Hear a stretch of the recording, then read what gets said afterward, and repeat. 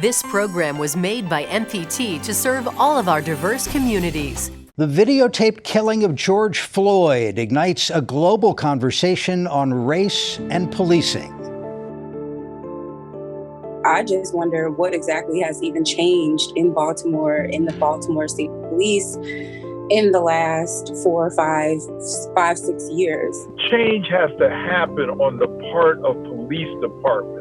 That we have to hold officers accountable and that we have to get to a place where we are shifting resources away from police departments and into alternatives, into community-based solutions. There are some national standards that could be adopted across all departments across our country that saves careers, that saves lives, and builds trust within communities. If you or a loved one is gambling as a way to escape problems, it may be time to rethink. Because if you think that gambling is the solution, then maybe it's the problem. Problem gambling is an addiction, but there is help available. It's free, confidential, and it works. All you have to do is reach out. Maryland offers free help. Just call or text 1-800-GAMBLER. That's 1-800-426-2537. Hello, I'm Charles Robinson. And I'm Jeff Salkin. Welcome to this special broadcast, part of MPT's commitment to fostering unity through dialogue. We'll address these issues with protest leaders and the commanders of 2 of Maryland's largest police departments.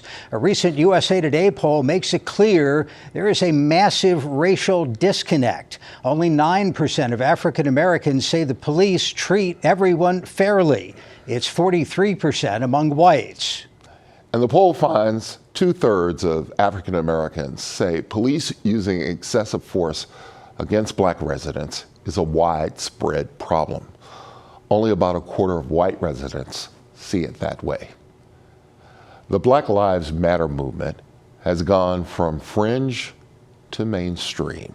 So when we have these conversations around race and police and Black Lives Matter and what do we do now? We keep standing, we keep making enough noise, we keep asking, do you hear me now? We keep saying, I can't breathe. And we do this until something changes. So for the first time, with George Floyd's murder, we've been able to see immediate change. You might think that you're getting pulled over for all the wrong reasons. You feel that you might not go home, you might not see your family the next day, and it's kind of paranoia. Word Black Lives Matter. What does that mean? A lot of things come to mind when you hear that word. I think the main thing that comes to mind for me is just understanding the actual what has led up to this moment, racial systemic racism, and having those tough conversations about what can be done to make things better and improve. The Black Lives Matter movement initially began in the African American community, but quickly spread to other community activists. The movement and the world began to take notice with the death of George Floyd. From D.C. to Baltimore and across the nation, frustrations have boiled. People who weren't motivated took to the streets. It was a mosaic of America. It was young, it was old, it was black, white, Latino, Asian, Native people, undocumented immigrants, and those who identify as being straight or gay. The reason they spend so much money is because police have a function, particularly post 1970 or so, to basically either socially control poor populations that tend to be black and brown, or to extract revenue from those populations in the form of fees and fines. This was not a blip on a radar screen. It was hitting home with one of the nation's premier sports franchises, the Baltimore Ravens. I'm lucky enough, through my ownership of this wonderful franchise, to have gotten close enough to these young men to see and hear their hurt. I'm angry about it, and I'm embarrassed about it. I'm embarrassed as an American. Our nation was founded on ideals that are far greater than that kind of behavior. This is my spouse. I want to be able to come home to her just like you want to be able to come home to yours. These are my children. I want to see them grow up just like you want to see yours. Ask the questions, ask the uncomfortable questions, and you will come to the conclusion, I hope, that I have, that you don't feel it enough and you don't live it enough if you're not willing to say it. Black Lives Matter. We're at a unique historical moment. Are the police or communities of color to be blamed? Or is it just systematic racism? How do we get to the other side as we navigate these troubled waters?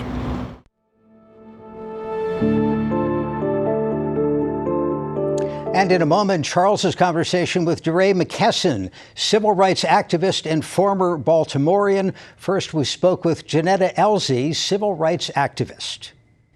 Janetta, thank you very much for joining us. Where do you think the movement stands right now?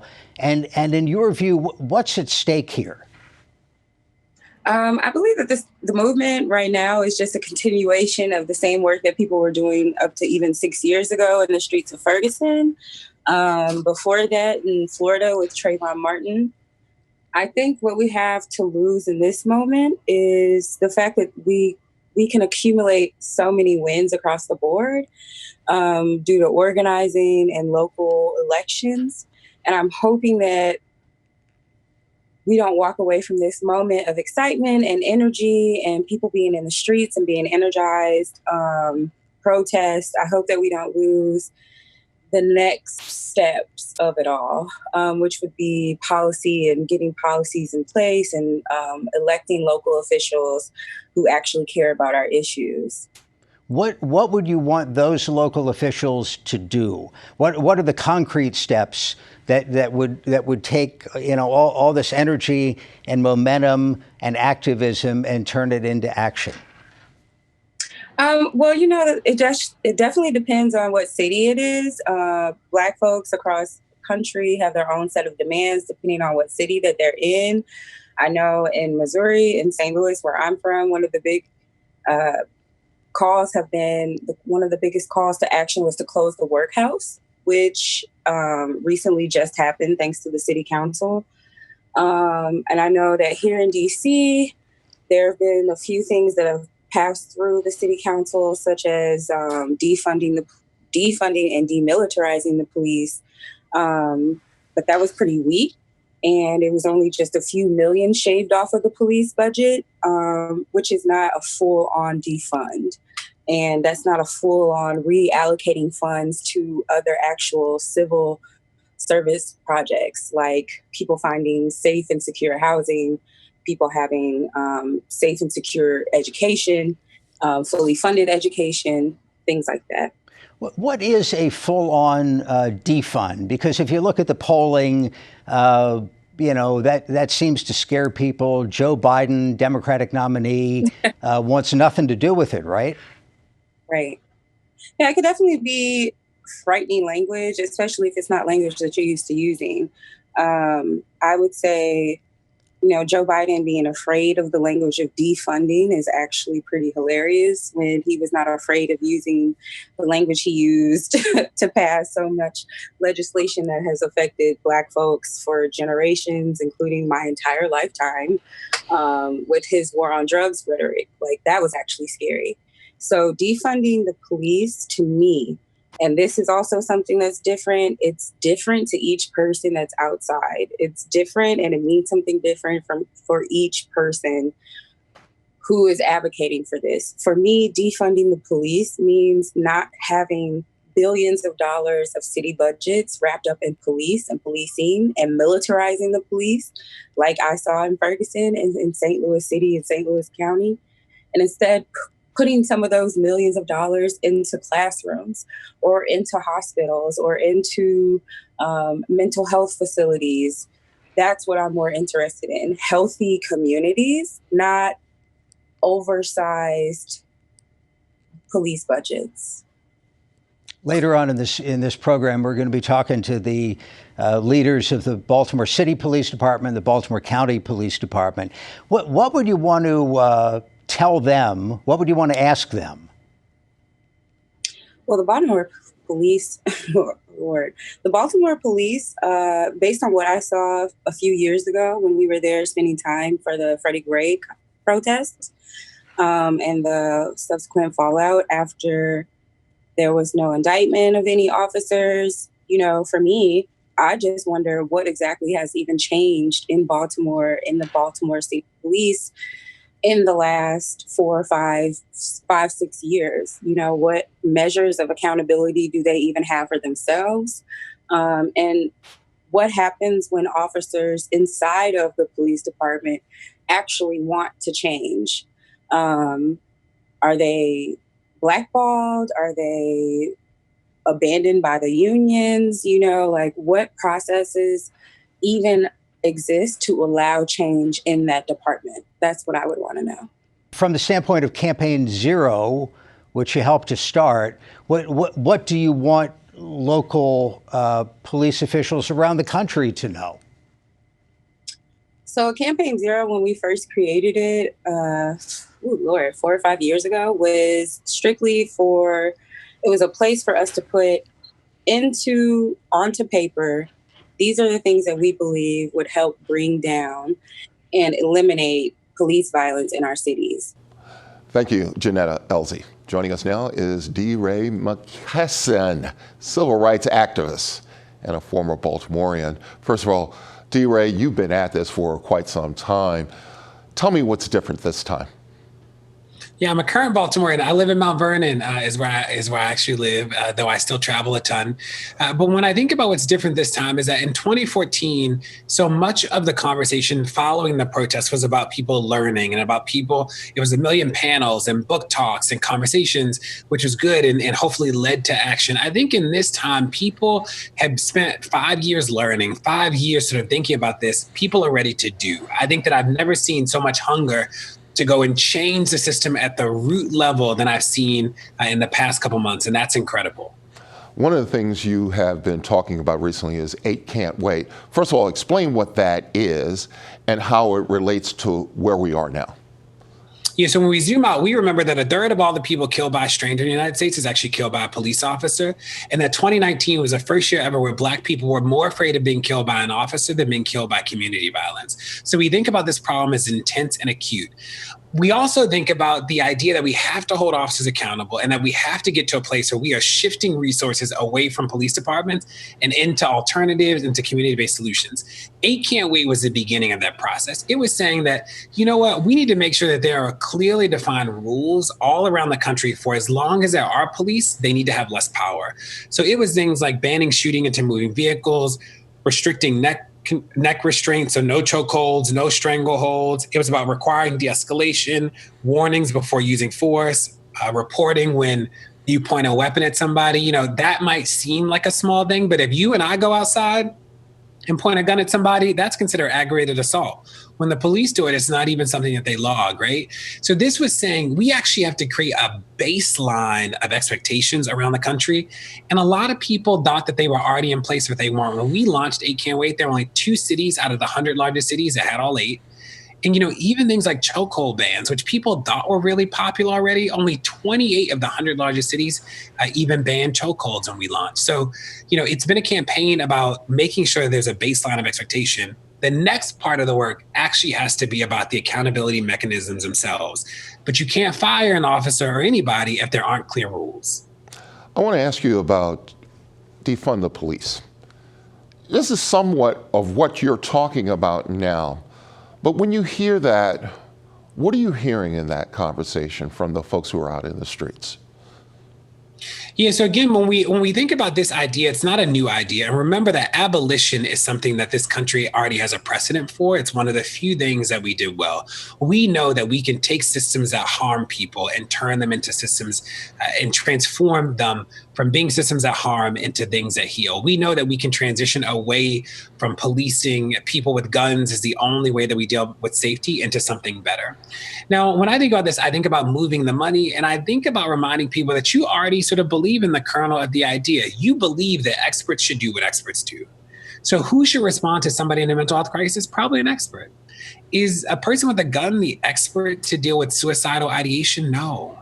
When I think about who should respond to car crashes, do you need a gun to respond to a car crash? Who should respond to homelessness? Probably a trained professional in social work who understands community, not somebody with a gun. And that's the kernel of the idea.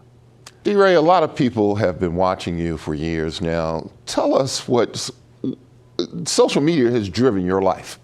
I know, I've been watching it. Tell me what people need to know about this moment as it relates to social justice and social media. Yeah, it's important to remember that in 2014, it was people in St. Louis who came in the street and changed so much of the way that we will forever think about race and policing in the United States. So this work started offline. The online space has definitely amplified this work, and that is really powerful.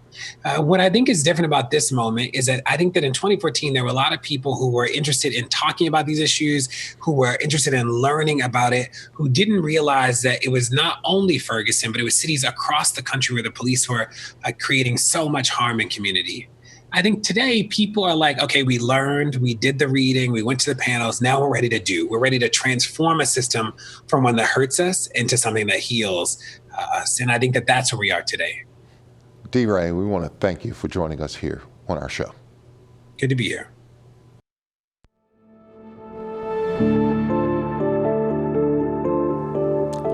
Public perception of racial and ethnic discrimination has changed a great deal in recent years. A Monmouth University poll finds that 76% of Americans, including 71% of white Americans, say that discrimination is a big problem. That is a 26% increase since 2015. There's always bad apples in a bunch. You can't just blame someone for something wrong. Same thing with parenting, you know. I'm a parent. I mess up sometimes, you know, I'm not perfect, but you learn. When I was, I'll say 2007, my godbrother, he got shot by the police. So I don't have any hope for the police, honestly. So, and that's pretty sad because we live in the United States and the police are here to, you know, serve us, but who are they serving? They serving black people, they serving Caucasian, like, not us, because they not doing nothing for us, so that's just my opinion. I don't have much hope, to be honest with you. With us now are Professor Raymond Winbush, Director of the Institute for Urban Research at Morgan State University, and H. Lavelle Smith, Assistant Professor of Sociology at Loyola University, Maryland. Professor Winbush, let's talk about the study that you have on what we do in lieu of all the questions about policing. Well, you know, the study that we did at Morgan, Natasha, we found out that across the board, regardless of, you know, social class, race, or gender, that people have issues with the police. I think that what has happened in the past 10 years is that we're starting to see what Black people and other marginalized groups have been saying for many, many years, but because everybody now has a camera and we can see different things, we're starting to talk about, you know, it more. I think the solution is that change has to happen on the part of police departments. And we're finding that police departments is a culture that is entrenched and has been entrenched in this country many, many years, that had the notion that somehow Blacks were more dangerous, they're subhuman, and we don't have to treat them the same as the rest of the society. Professor Smith, let me ask you to pick up on that. Do you share what sounds like a little bit of optimism in terms of technology? It's not going to solve racial bias, but maybe it helps with the question of police violence. Well, Rodney King was the first instance where there was the presence of a camera, luckily, and we were absolutely convinced in the Black community that for the first time there would be justice in this case. There would be absolutely no question. What I'm setting up is this: what people see and what they care about can be two fundamentally different things. And part of what I believe is what's happening in this moment is a shift towards not just simply examining how police are policing Black people, but looking at how police are a part of they're a systemic tool within racism to control not just simply Black people, but Black and brown communities. So we can talk about policing, because that's really what it is, more so than individual police. It is what role are police serving in maintaining the safety of white communities? What role are police serving and as a form of social control? So, for example, we have more cameras, that's true enough. But what we also have in Baltimore City are detention centers that are fundamentally located in Black communities and not white communities. So you can stand on the corner of your school and within a certain distance, be able to see the other place where your classmates end up. So I think we have to ask this question about policing. We have to talk about ways in which policing can be reformed, but police reform without taking into account other social factors that profoundly impact the way in which it gets exercised is troubling. So let me talk about this for a moment. Let's ask this question: why are the arrest rates so high for African Americans relative to other communities? Why is the incarceration rate so high, and how do police fit into that? Well, let's look. One of the enabling factors is segregation, housing segregation. It is very easy to control a population when they're kind of bounded by streets. So therefore, your policy can pretty much be aligned with the interests around social control and the demonizing of their group when they're just so identifiable and they're so easy to maintain. So I hope I'm not sounding all over the place here, but what I'm really arguing is that what we're paying attention more is how all the dots connect. Michelle Alexander really helped with her books when she talked about the new Jim Crow, is helping to understand how white supremacy is just remaking itself from era to era, from generation to generation. And the role of policing in that, and how it just sort of is morphed and transformed to kind of maintain the similar interests of controlling Black and brown communities. So I'll pause here on that moment. Professors Wimbush and Smith, one of the things that has happened is this whole idea of consent decrees, specifically in Baltimore, but across this nation. What's working and what's not? Professor Wimbush, let's start with you. Well, consent decrees are not working. I mean, we're under one. Our study, we went through 3 attorneys general when we did our study, which was part of the consent decree. Loretta Lynch, the little guy down in Alabama, Sessions, and finally the guy that's currently a so-called attorney general. They're not working. The Trump administration, of course, as we had predicted, is tried to upend the consent decree that we had on Baltimore after the Freddie Gray murder. Former Mayor Catherine Pugh, to her credit, at least implemented it, but then there were so many restrictions placed on it. I think they frankly have become worthless. Mm-hmm. As my colleague Professor Smith said also, Michelle Alexander was my former student at Vanderbilt. And when Michelle, in her book, it's clear that she's not only talking about mass incarceration, but the entire system of white supremacy that has always denigrated black folk. She goes into the history of policing in this country and mass incarceration. And frankly, I'm far more pessimistic than I was 20, 30 years ago about the ability of the United States somehow to right itself and really look history in the eye, the way Ta-Nehisi Coates says in his book, and tell the truth about itself. The country seems to resist telling itself what really happened relative to racism in this country, what it did to Native Americans, what it is doing to Native Americans, what it has done to black people, and what it still does to black people. Professor Smith? Yes, I would agree 100%. And in fact, as I'm arguing a moment ago, that police are really filling the role that they've been set up to fill, it's the same thing with these consent decrees. I think the initiation of consent decrees were intended to quell protests, not necessarily to solve a problem. And you can see once we sort of move away from the establishment of these consent decrees, the administration immediately just took the muscle out from under the whole initiative. And I think here's where we need to turn our attention. And I notice every time there is a there's a school shooting, there is an effort nationwide to pump more money into school resource officers. And this is the place where I don't think we're paying enough attention.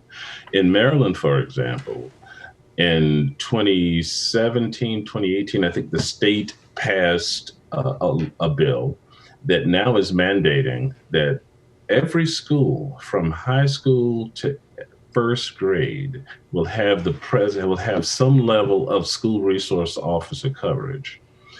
I don't believe we need school resource officers in elementary schools. And in fact, we have instances where children are literally being arrested and handcuffed. But the whole idea is to put police in these schools in a way in which they can quickly exercise enforcement. The problem is, it is exactly doing what Michelle Alexander says. It is expediting the school to prison pipeline, because of the 24 school districts that are in Maryland, only one school district has school police that are in fact their employees, and where they can exercise oversight over how policing is happening within the context of schools. And ironically, that school system is Baltimore City. Every other school district in Maryland, the school resource officers are placed by and staffed by the local police department, which means this. So if an instance happens within the school, that police person has some discretion on whether or not they take them down and book them. And that child sort of gets a record. Now, one of the things we know is this, in terms of how these things are connected systemically. Black children and brown children are policed differently in the context of the schools. Black children and brown children are given no grace. They are kids. They make adolescent, all kind of, bad choices that we made. Professor, can I ask, before I run out of time, I wanted to come back to the consent decree question, because the political establishment has invested a lot in it, seems to believe in it, and neither of you believes that it's working. So in a moment, we're going to be talking to a couple of police chiefs, Baltimore City, Baltimore County, and Baltimore City, of course, is the jurisdiction that's under court control. What's wrong with it? Why is it not working? And what should I be bringing to the attention of the police chief in a minute? You should, in the study that we did, you should ask why police unions, have far more control over how policing occurs than the chief of police. Baltimore is a good example of that. In the final analysis, it depends upon the will of the people to deal with racism in the police department, but in the society in general. And this idea that somehow racism is exceptional. The killing of George Floyd was exceptional, or Freddie Gray. It's not true. We are not an exceptional nation when it comes to dealing with racism. And the police department, the attorney general, and all of these consent decrees, be it in Oakland and Cleveland, where they haven't worked. They haven't worked. No, it comes down to how police are trained. It comes down to how police are hired.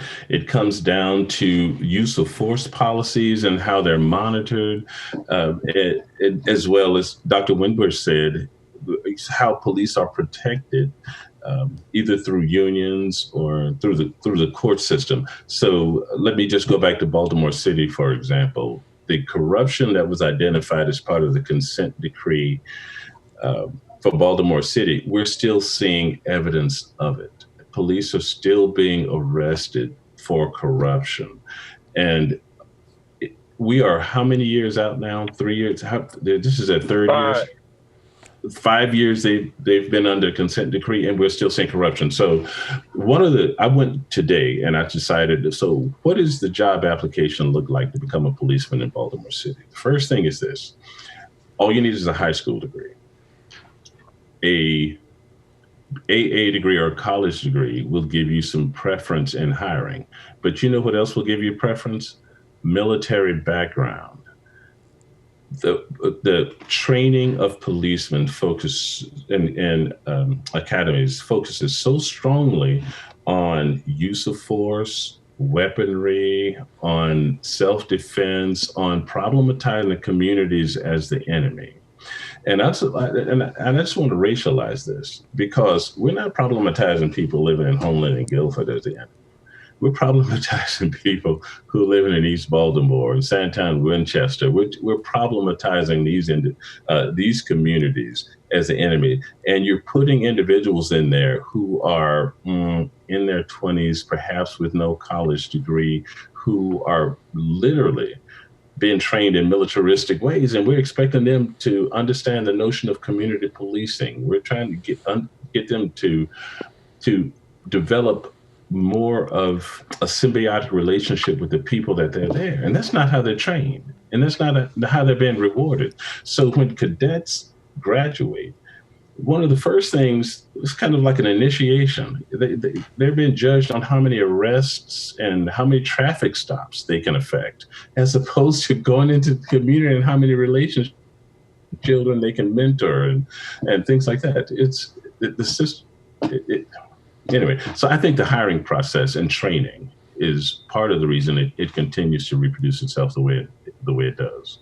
Let me ask you one question, a broader question about the protests, the movements that have arisen in the past 5-6 years since Ferguson and Freddie Gray. With the broader perspective that you gentlemen have looking at history, how do you rate the performance of this newer generation of activists? Are they on the right track? Have they learned the lessons of the past? Well, I always tell my students that there's a difference between a movement and, a movement and mobilization. And I always say that movements, when they become organizations, mobilizations, when they become organizations, be turned into movements. So MOM, as I tell them. So you look at the Montgomery bus boycott, they organized and it became a movement. So I think that the young people, I talk to them a lot. Some of them have to have more historical understanding of how movements are formed. I dislike seeing these signs that say, "We aren't your ancestors, we will mess you up." And I'm sanitizing that.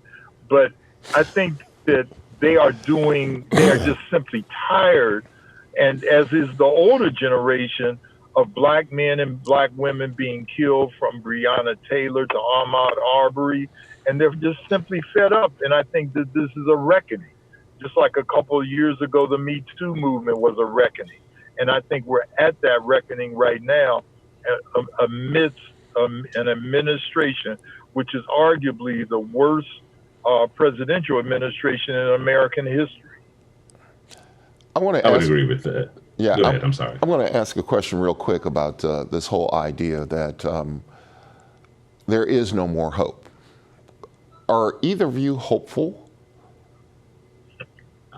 Well, okay, let me tell you what I'm hopeful about. Well, I am not hopeful that white supremacy will not continue to sort of work its way to maintain power. But what I am hopeful about is this. What is fundamentally different, I think, from the Black Lives Matter movement versus the civil rights movement is that millennials, Gen Xers, Gen Zers, all of these individuals lean into the concept of allyship.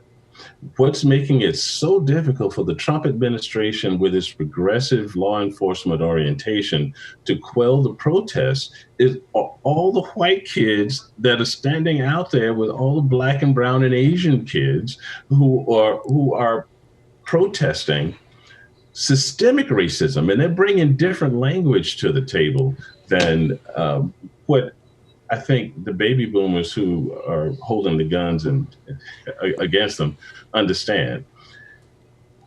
I am hopeful that they have learned that there's a power in the new technology. There is a power in social media that they're evidencing, that they can take Amy Cooper, send out a video in the morning of her trying to get a black birder arrested. By that afternoon, social media has identified her by name, who her employer is. They put pressure on the employer to be accountable, and Franklin Templeton released her by the afternoon. So that is different. They're not showing up with guns. And I don't know why the Trump administration is leaning so much into demonizing the protesters. They want to show up and shoot you and kill you, stuff like this. They're showing up with their phones, taking pictures. They're using social media effectively, and there's a power that the system is having trouble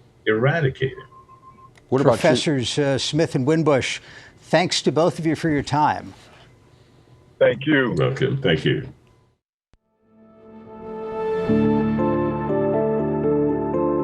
Polling so far doesn't find strong support for the idea of defunding the police.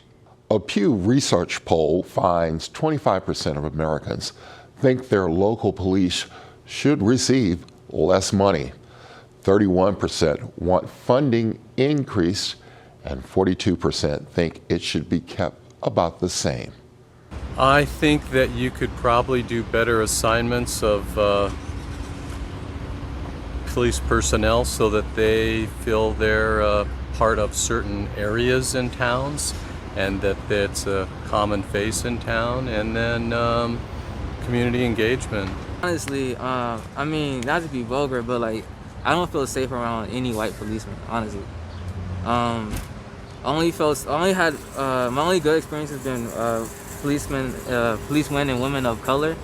That's the only time I ever felt like safe, like something. I don't have to worry about dying. I don't have to worry about going to jail for nothing. I don't have to worry about. I just don't have no type of anxiety when I'm around it. With us now are Baltimore City Police Commissioner Michael Harrison and Melissa Hyatt, Baltimore County Police Chief. Chief and Commissioner, thank you for being with us. Earlier in the program, we saw a poll number. This was from USA Today, asking respondents if they believe that the police treat everyone fairly. 43% of white respondents said yes. Only 9% of African Americans said yes to that question. My question for you is, what are you doing in Baltimore City first, and then in Baltimore County to make those numbers better? Oh, first of all, thank you all for having us. We're honored to be a part of your panel. For us, we're under a federally mandated consent decree. And that is about changing all of our policies. It's really comprehensive and exhaustive, about changing all of our policies and our training to create an environment in a department and in the city where everything we do with delivering police services is about treating people with dignity and respect and through the lens of equity. And so it's about the constitutionality of policing, the fair and equal treatment of people when we come into contact, how we have our community engagement, how we enforce the law, that it is all done through the eyes of equity and constitutionality. So here we are in the third year of that consent decree, making great progress, though I'll be the first to admit we have a very long way to go. But we're a much different department than we were 3 years ago or 5 years ago. And so we're meeting the demands of that consent decree. But it's what's deserved, it's what's needed, and it's the right thing to do. Transform your department through the lens of equity, fairness, transparency, and accountability. Chief Hyatt? It's critically important to us as well that all of our communities feel that they are treated fairly across the board. And there are a lot of things that we're currently doing. And certainly we are in a place where we are constantly looking to make improvements and to continue to evolve in the communities that we're serving. We have some different entities that continue to work closely with segments of our community, whether it's our community outreach units and our precincts, or some of the work that we're doing with juveniles across Baltimore County. We have a JOINS unit, which is a juvenile offenders in need of supervision. And, one of the things that they're doing across all communities is doing work with first-time juvenile offenders to try to keep them out of the system. And these are just a few examples of the things that we're doing within the communities, along with so many other things, like really focusing on recruitment, knowing that as we move to having our police departments reflect the communities that we serve, we can really help increase those feelings of equity. I want to talk to both of you about something that goes on in the African American community. I believe both of you know about it. It is commonly referred to as the talk. This is where an African American parent or an African American loved one will sit down to a young person, explain to them exactly how you should react when confronted by police. First of all, I want to make sure we're all on the same page. I hope you have heard this, but if you happened to be in that conversation, what other things you would suggest specifically to the parents and to the young people who encounter law enforcement officers? Commissioner, you start off. Yeah, thank you, man. As a black man living in America, I have had to have that conversation. I have 2 kids. They're grown now. My son is 26. My daughter is 23. And I had to have that conversation in New Orleans, especially when my son started driving in high school. We had to have the conversation about how to act while out, how to respond when you're encountered by a police officer, whether you're stopped or whether it's a different kind of encounter. And how to, respectfully ask questions at the appropriate time. And then I had to have the conversation with my daughter also. And then I had to repeat that conversation because in high school, he went to a traditionally all African-American, all boys Catholic school. But then for college, he went across country to a predominantly all white college in Indiana. And so we had to have the conversation about how to handle yourself when encountered by police in that environment versus your local environment where perhaps the police knew me. And then again, I had to have it recently with my daughter, who, by the way, wanted to protest against the things she was seeing and the feelings she was having in recent weeks and months. How to deal with when you're encountered by a police officer, whether at a protest, whether at a rally, or whether it's some community engagement, or whether you're stopped for a traffic violation or something else.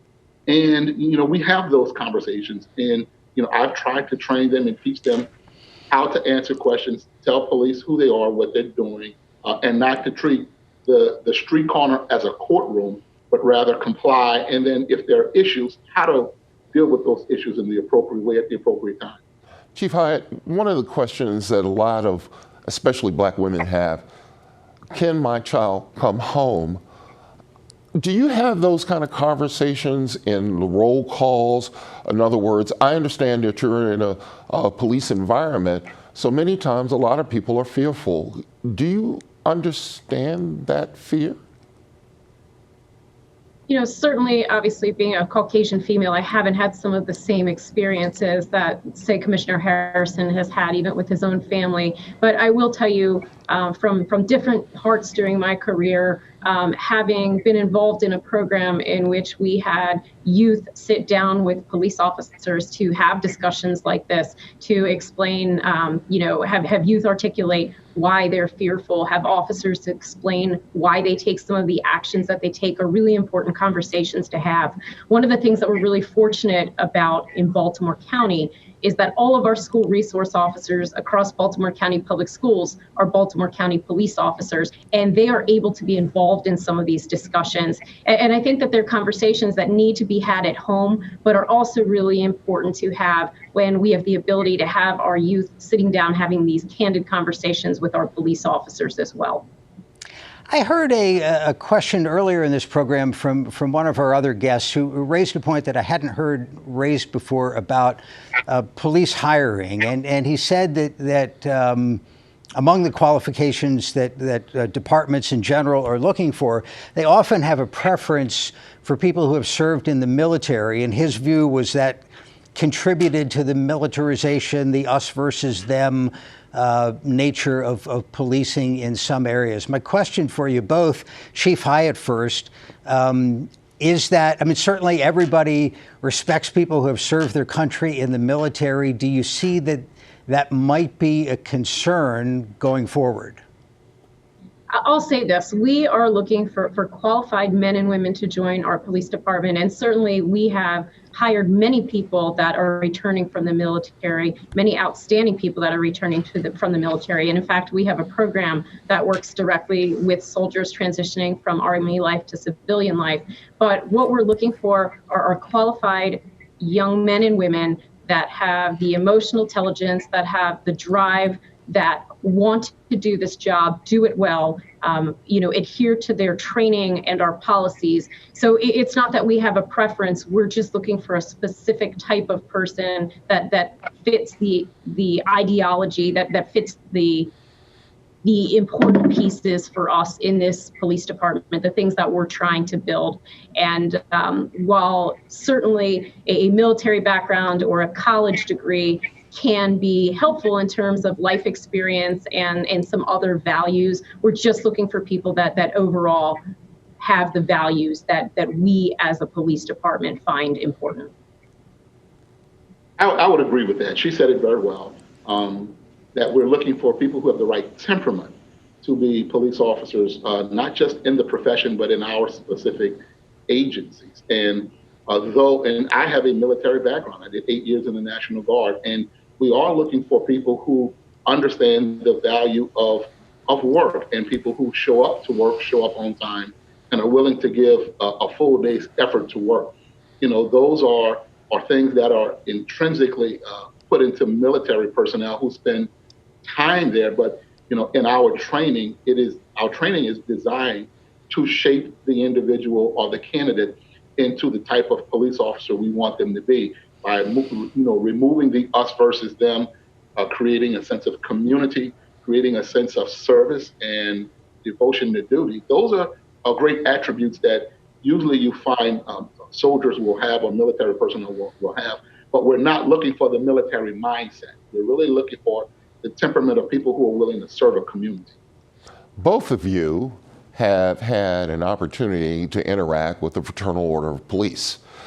In some instances, it's not been I would say, a cordial relationship, but sometimes they push back against some of the orders that you give. Help the audience understand how that relationship is supposed to work and how you would like for it to work. Commissioner Harrison, let's start with you.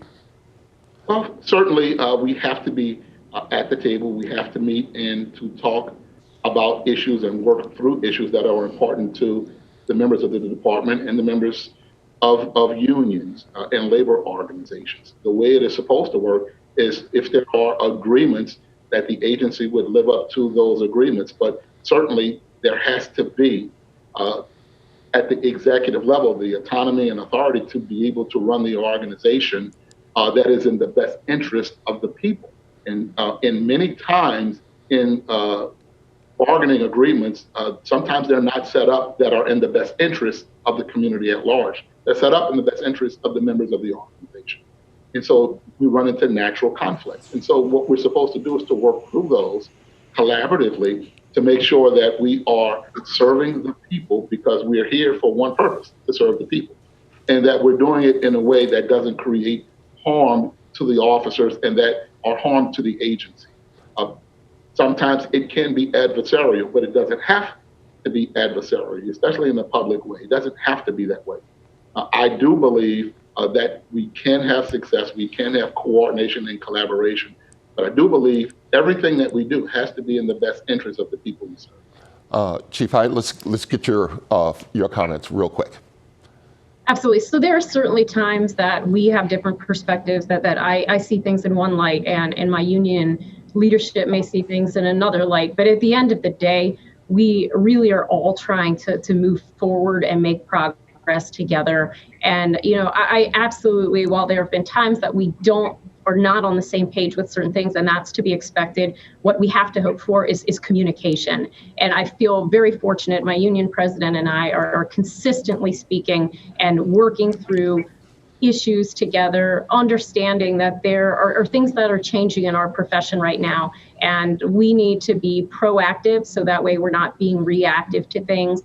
And I really do feel confident that at the end of the day, by us working together, it will not only be better for the men and women in our police department, but it'll also make us a better police department for the communities that we're serving. Last question, and I have time for about 45 seconds from each of you on this. Let me just get to the bottom line here, which is that obviously around the country, we need police departments to stop killing people unnecessarily. What are you doing locally? What could you do locally that you think would make a difference across this country? Well, once again, we're in a consent decree. We reformed all of our policies, and we have now the latest in national best practice use of force policy, and we're in progress of training our department on best practice for stops, searches, and arrests. And I think the country is now demanding for departments to have policies and training and protocols that make officers exhaust all options before using deadly force, and only use it when it is absolutely necessary to save life or protect people from great bodily injury or death. And I think that some departments are doing that, but there are no national standards.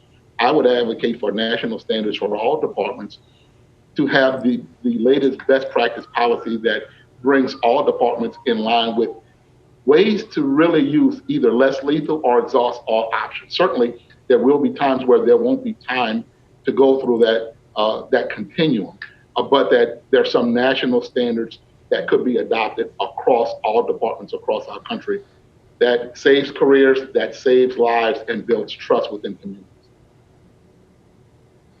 Chief Hyatt? Every use of force is heavily scrutinized, and certainly when someone loses their life, that is something that is heavily scrutinized and investigated. In our agency, we've done a few things.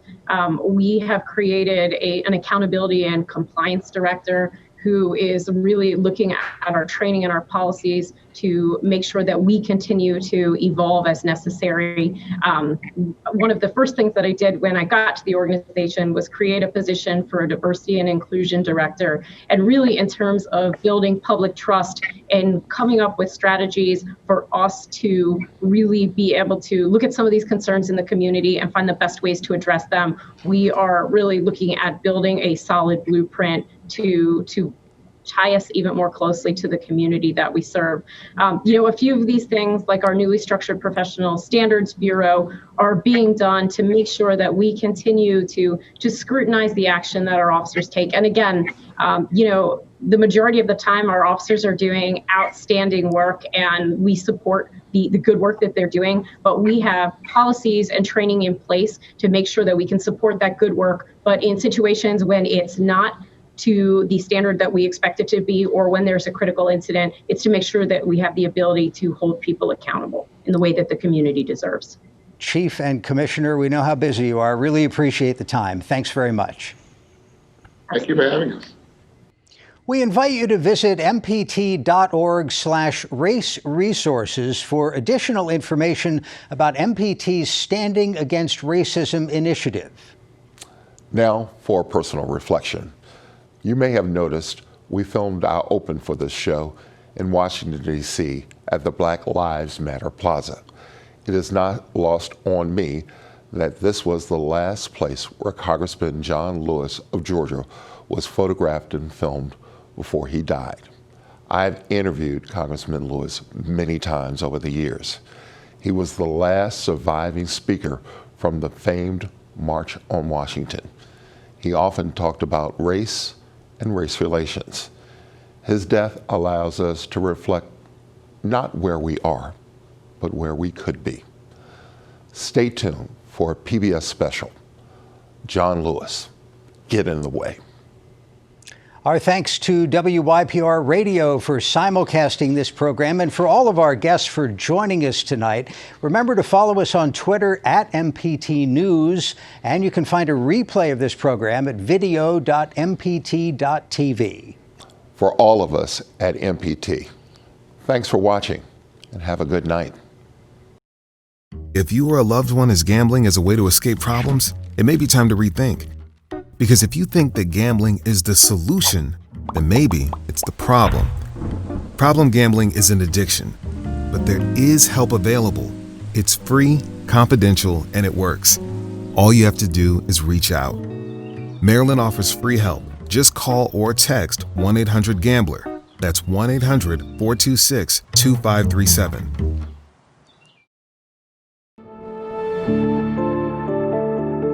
This program was made by MPT to serve all of our diverse communities.